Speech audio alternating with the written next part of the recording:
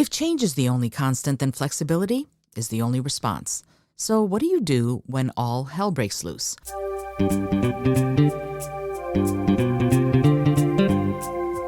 Hello and welcome to the Innovative Mindset Podcast. I'm your host, Isolde Trachtenberg. On the show, I interview peak performing innovators in the creative, social impact, and earth conservation spaces who are working to change the world. This episode is brought to you by Brain FM, which combines the best of music and neuroscience to help you relax, focus, meditate, and even sleep. And if you're liking the show, I would love it if you'd buy me a coffee at buymeacoffee.com/IsoldeT. See the show notes for details. And now, let's get on with the show.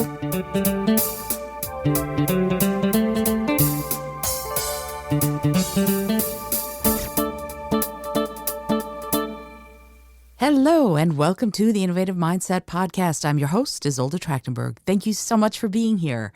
Today is another episode of the Speak From Within audiobook. If you are interested in learning how to engage, motivate, inspire, and excite your audience with your body, your voice, and your mission, this is the episode for you. I am going through every week and have been for the last few months and actually reading you the book on Thursdays. You can get the entire audio book of the book by joining us every Thursday and learning about how to speak from within.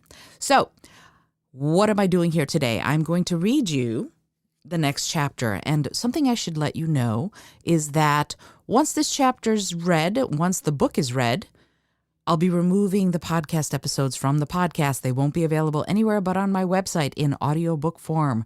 I'm doing this because I want to get the audiobook done. I'll be be very honest. So if you want to listen to it for free right now, listen every Thursday. After the book is done, which should be in about 5 weeks, the podcast itself, the episodes themselves are going away. So you'll only be able to get them off of the website at isoldet.com. This episode is brought to you by Brain FM, and it is a fabulous app that allows you to do so many wonderful things: to meditate, to sleep, to get creative work done, to get admin work done, which is really hard for me. So I love the app for that. You can do any number of different things with the app to get to use your brain in new and cool ways. It combines neuroscience and music, and I love it. So I hope that you enjoy the app. If you want to try it, you can get 20% off. You can try it for free at Brain FM. I keep doing this. Brain.fm/innovative mindset. And you can get 20% off if you decide to buy it, try it. If you use the code Innovative Mindset, all one word. All the links for that are in the show notes. As well, if you want to support the podcast, you can buy me a cup of coffee, and the link for that is in the show notes as well. Buymeacoffee.com/IsoldeT. I'd love it if you show support that way. It would mean the world to me to know that you care enough about the podcast to support keeping it going. All right, here we go from Speak From Within, Chapter 16, The Wrench in the Works. If change is the only constant, then flexibility is the only response. So what do you do when all hell breaks loose? When the sound system doesn't work, the projector conks out and you're losing the audience by 2s and 3s, or you get heckled, or you lose your voice, or you've prepared one presentation, but it turns out they want something else entirely. What do you do when the entire event throws you nothing but flaming curveballs? I've been thinking about the importance of flexibility and responsiveness in life and in business. Life does throw us flaming curveballs. Business probably throws them just as often. We must adapt to new situations, needs, and challenges, and when that happens, it's best to be maneuverable. We must be willing to step outside our comfort zones and think of innovative ways to get past our challenges because, let's face it, it's not like the curveballs are going to stop coming. So, what do we do? How do we deal with the gates of hell bursting open? If something goes wrong, don't react, respond. First, I'd say get a bird's eye view of the situation. Find a bit of distance and assess the extent of the damage. Then, of course, figure out who can solve the problem if you can't. You can't account for every eventuality, but you can plan for most. For example, when I'm speaking, I always travel with my own sound system, cables, computer, 2 thumb drives that contain my notes and presentation, and my own projector, just in case the client's tech blows up. I don't rely on the client to have everything ready. I am particular about my setup, down to where I want my bottle of water to sit while I speak. Don't use a glass if you can at all help it, by the way. They spill and they break. Instead, bring your own refillable bottle with an easy open spout so you can grab a swig without affecting the flow of your speech too much. Some might say this level of prep is overkill, but I know it saved me on multiple occasions when the client's equipment malfunctioned. But there are a lot of things that will be outside your control. All you can do is control how you respond to them. Hecklers. Oh boy, hecklers. They're so fun.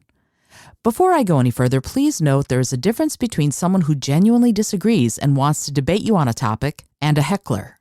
Someone who has a valid point might warrant a small deviation from your plan. I've stopped a speech to listen and ask a few questions when someone knowledgeable raises an issue. When I don't know the answer to the question they raise, frankly, I say so, and if time allows, I offer to research the point and come back with an answer.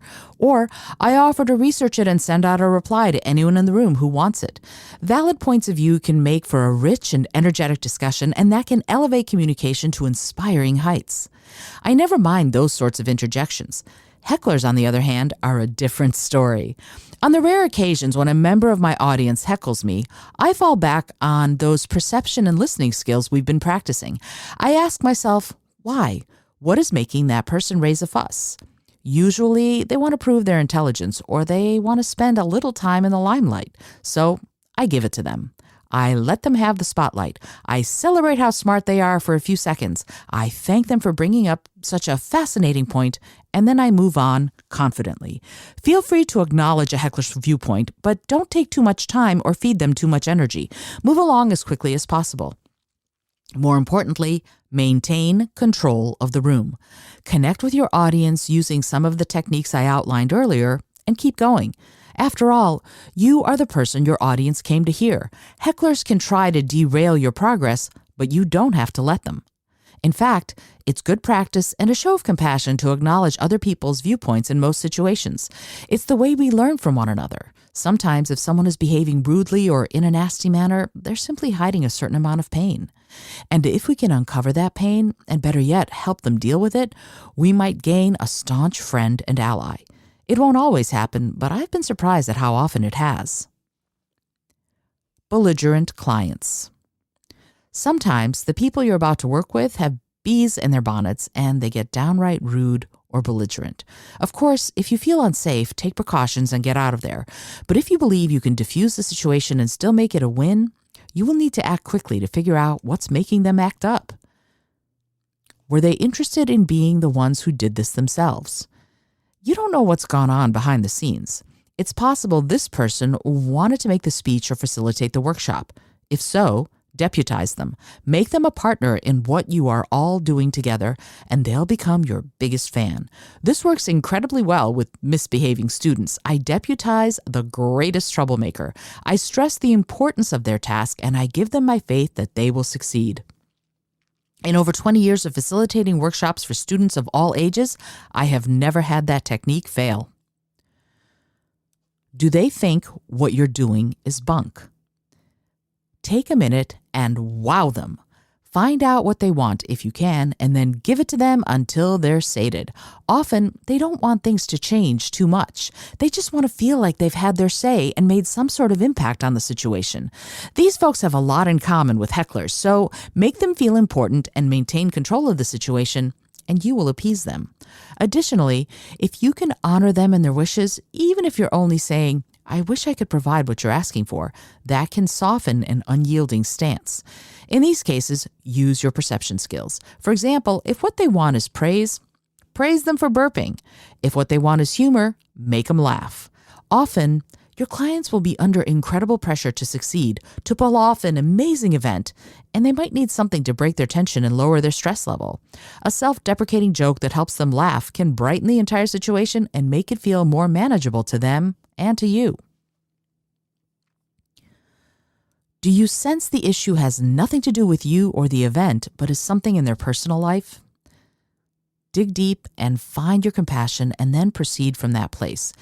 It can be super challenging to show compassion to someone who's being nasty, but if you can, you might reap amazing rewards and a connection that lasts far beyond this one occasion. I also recommend that you work with them to deal with the issue they raised with you. Regardless of what might be going on with them internally, resolving this issue will improve their current behavior and perhaps their state of mind. Are they exhibiting signs of stress? If so, remain calm. Look for others to work with to bring a peaceable resolution so you can all proceed. Remember, you're a pro. You don't have to put up with people who are being nasty. Having said that, you can also work with them to bring the threat level back down so you can all succeed. Only you can decide for yourself if it is worth it to you to remain and work on it. Is just one person throwing a wrench into the works? You will find that there are hierarchies in every group of people. There will be the main leader, and hopefully that person is on your side. There will also be factions. You will need to become adept at identifying those factions and figuring out who's the person everyone looks to for their information, ideas, and the lead on how to proceed. If you get that person on your side, or at least ready to collaborate with you, you will resolve the issues together and make everything fly. So whether it's hecklers, cranks, or a fuzzed out sound system, plan for everything to go wrong and prepare for it. Carry extras of everything you will need. Over-rehearse what you will say until about 3 days beforehand, then stop and trust yourself to know it. The night before, look it over one last time right before you go to sleep. Where I come from, we do that and then we put the item under our pillow. I'm not saying you have to put your presentation under your pillow after your final read-through, but research suggests that if we peruse something right before we sleep, we will retain more of it the next day. That's how I memorized the entire multiplication table in one night and aced my test the following day. Be prepared to be flexible. Despite a client's best efforts, sometimes things on their end go wrong. Sometimes other people are late or run long, and you will need to drastically shorten your part. That means you have to know your stuff so well that you can cut and rearrange chunks to suit shorter or longer time frames. I've struggled with this throughout my career. I can talk forever, but if you ask me to truncate things, I'll try to meet your needs, but I might panic, so I've learned to ask my audience what they want to hear about. It goes something like this. It turns out we have a little less time than I thought we would, I say. We're going to have 45 minutes together instead of an hour. So what do you think I should focus on? What would you like to talk about? Once I hear from them, I quickly mentally rearrange my notes and delete a few PowerPoint slides from my deck, and then we're off and running. Sometimes that means I don't get to do what I planned. Other times I end up way out of my comfort zone.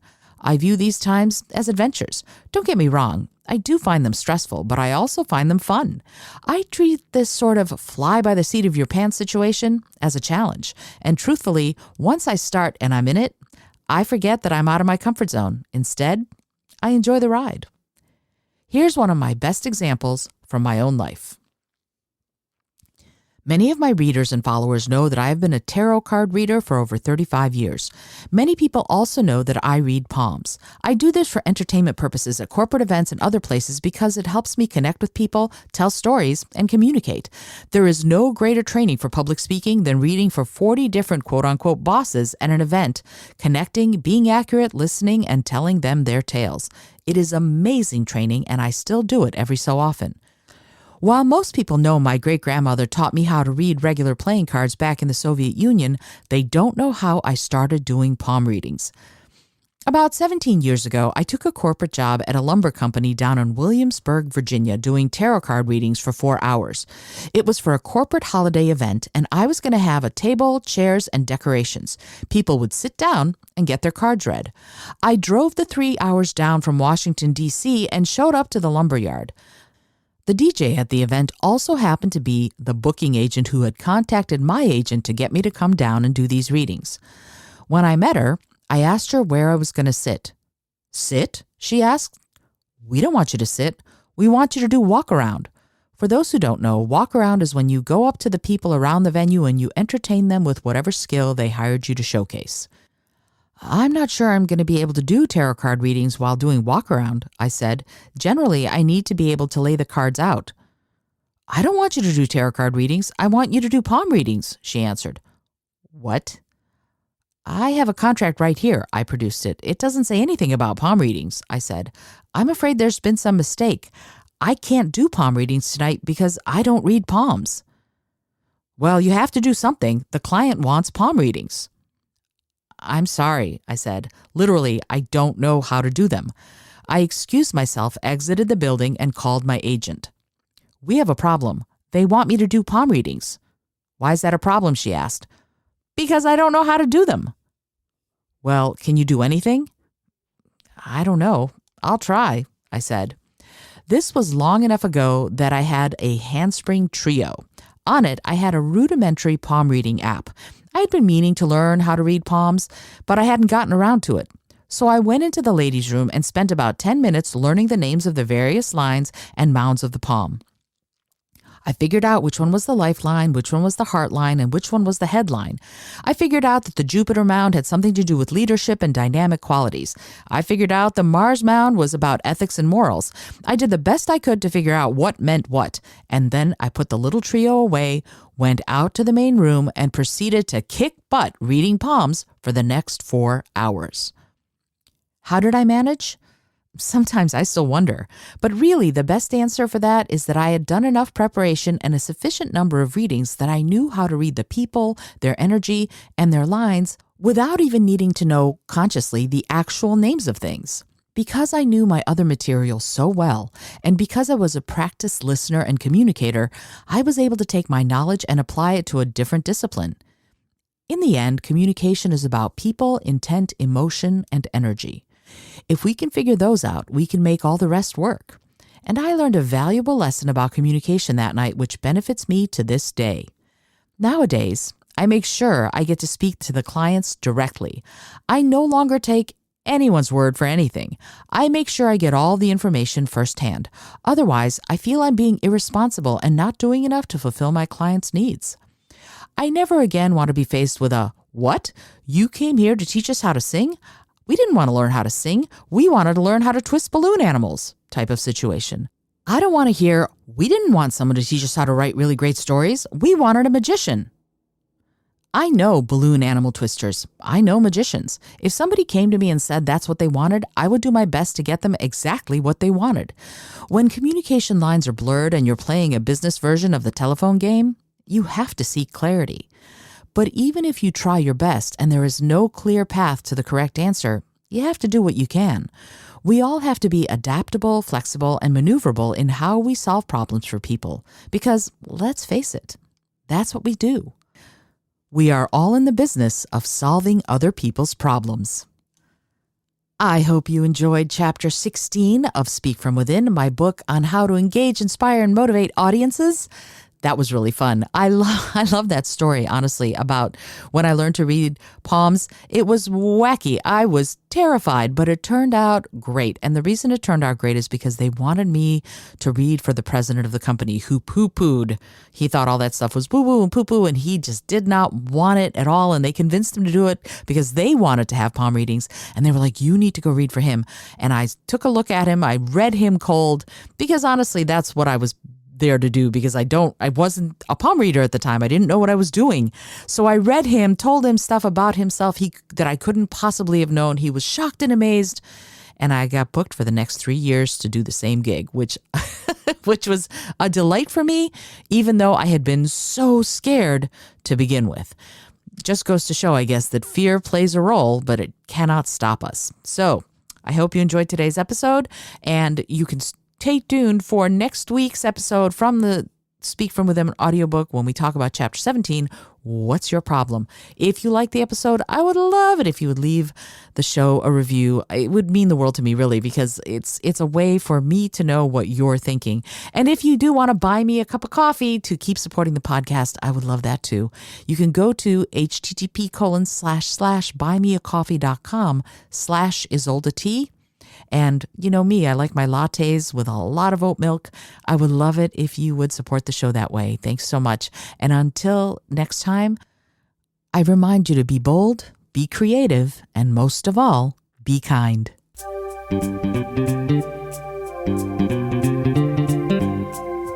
Thank you so much for joining me today. I really appreciate you being here. Please subscribe to the podcast if you're new, and it would mean the world to me if you told a friend about it. Today's episode was produced by Isolde Trachtenberg and is copyright 2022. As always, please remember this is for educational and entertainment purposes only.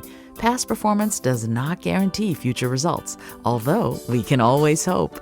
Until next time, remember to be bold, be creative, and most of all, be kind.